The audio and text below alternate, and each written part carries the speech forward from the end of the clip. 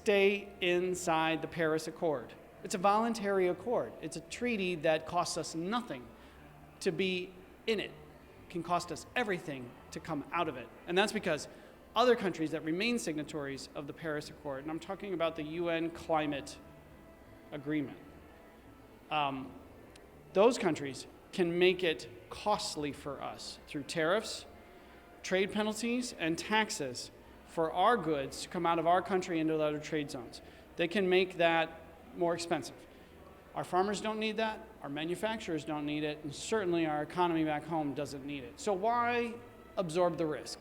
Why set yourself up for that kind of barrier? Just stay in the accord and allow us to reap the trade benefits. My request to the next president on behalf of the MRCTI is to remain in the Paris Accord, to open our markets and keep them open to our farmers and manufacturers. From Paris to Dubai, MRCTI mayors have advocated on the global stage for our corridor at 5 United Nations climate meetings. Serving as the past co-chair along with Mayor Sharon Weston Broome right here in Baton Rouge, and being from an agricultural state, the state of Iowa, we know that the Paris Accord only helps us to compete and to move our commodities and goods across the world to other markets.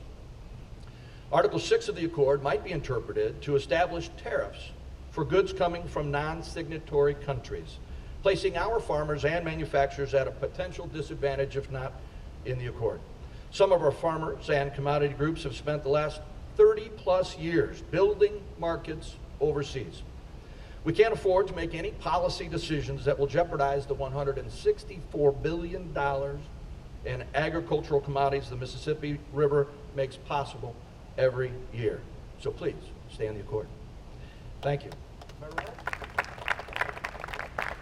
Well, it's important up and down the river because there's life along the river.